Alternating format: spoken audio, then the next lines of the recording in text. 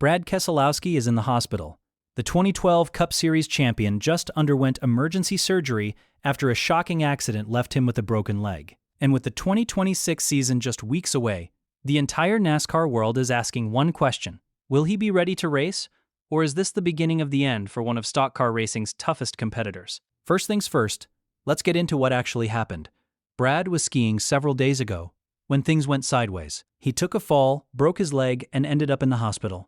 Now, Brad being Brad, he didn't just disappear into silence. He posted photos from the hospital showing the aftermath. And honestly, it looked pretty serious. The man already underwent surgery to repair the damage, and he shared his thoughts with fans in the most Brad Keselowski way possible. Here's what he said. "Life has a way of reminding you to slow down. Grateful for my family by my side, an excellent medical team, and the ability to take a few steps forward today. Focused on Daytona. Bonus, I'm now bionic." That last part, "I'm now bionic," that's classic Brad right there. Even in a tough situation, he's finding the bright side and keeping that sense of humor alive. You've got to respect that mindset. RFK Racing, the team that Brad co-owns with Jack Roush, released an official statement to address the injury and calm any concerns from fans and sponsors. The statement said that Keselowski has successfully completed routine surgery and that doctors expect a quick and full recovery.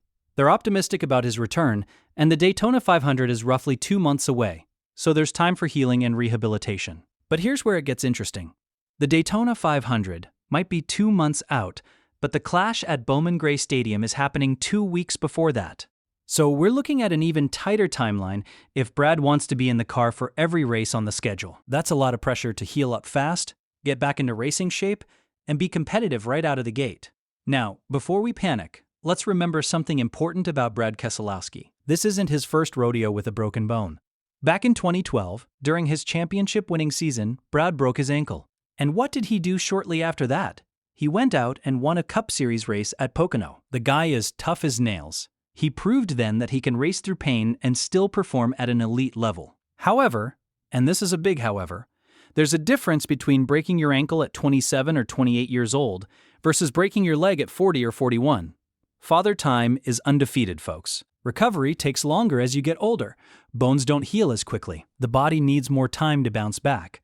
So while Brad's track record suggests he's capable of pushing through this, the reality is that his age could be a factor in how fast he gets back to 100%. Let's talk about skiing for a second, because this is now becoming a concerning trend in NASCAR. Brad is the second Cup Series star in recent years to break his leg in a skiing accident. Remember when Chase Elliott broke his leg skiing right before the start of the 2023 season? That was a disaster. Chase missed multiple races, Josh Berry had to fill in, and it threw Hendrick Motorsports into chaos mode. The difference here is that Brad had the sense, or maybe just the luck, to have this accident early in the offseason rather than right before the first race. Brad is probably an experienced skier. He's not some rookie hitting the slopes for the first time. But even the most skilled skiers can have accidents. That's just the nature of the sport. You can do everything right and still get hurt. It's unpredictable. And for a race car driver who needs to be in peak physical condition, it's a gamble that didn't pay off this time. The good news, and let's focus on the positive here, is that the medical team seems confident about Brad's recovery. Modern medicine has come a long way, and surgical techniques for broken bones are incredibly advanced. The fact that Brad is already taking steps, literally taking steps forward, is a great sign. It means the surgery went well, the repair is holding, and the healing process has begun. Let's also consider what this means for RFK Racing as an organization. Brad isn't just a driver, he's a co-owner. He's got responsibilities beyond just showing up on race day.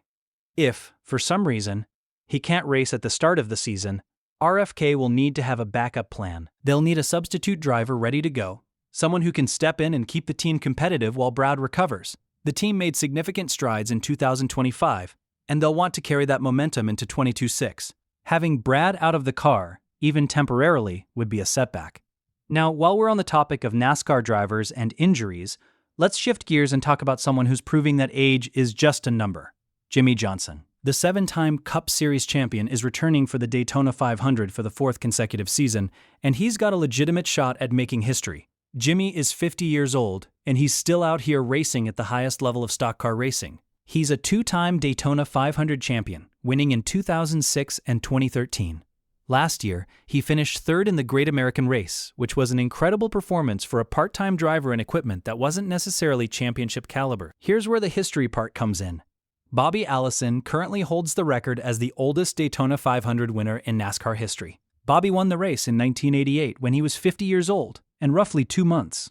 When the 2026 Daytona 500 rolls around, Jimmie Johnson will be 50 years old and roughly 5 months. The smart money is on Jimmie Johnson being in the Daytona 500, regardless of what happens in qualifying. And when he's out there on that track, you better believe he's racing to win. Switching gears one more time, let's talk about how NASCAR drivers stacked up against the rest of the motorsports world in 2000-2005. Autosport, the European motorsports outlet, recently ranked the top 50 drivers of the year across all racing series. The list was heavily weighted toward Formula One, which makes sense given that Autosport is based in Europe. Max Verstappen was ranked first, which isn't surprising. George Russell came in second, and Lando Norris, the F1 Series champion, was ranked sixth. That seemed a bit odd, but F1 has its own politics and debates. For NASCAR, Denny Hamlin was the highest-ranked driver at number 10. Denny led the series in wins and was in position to win the championship until a late race caution changed everything. Kyle Larson, the actual Cup champion, came in at 15th. William Byron, the regular season champion, was ranked 20th. Shane Van Gisbergen, with his 5 wins in his rookie Cup season, landed at 31st. And Connor Zilisch, the Xfinity Series standout, cracked the list at number 50. The big takeaway here is that NASCAR's parity problem hurts its drivers on the global stage. When you have 5 or 6 drivers who all had championship-caliber seasons, none of them stand out as true superstars. They all blend together, and international audiences don't see that dominant, transcendent talent that makes headlines. The 2026 season is right around the corner, and there's so much to be excited about. Stay tuned, stay engaged, and let's see how all of this plays out when the racing finally begins. If you enjoyed this video and found it informative, smash that like button right now. And if you haven't already, hit that subscribe button and turn on the notification bell so you never miss an update.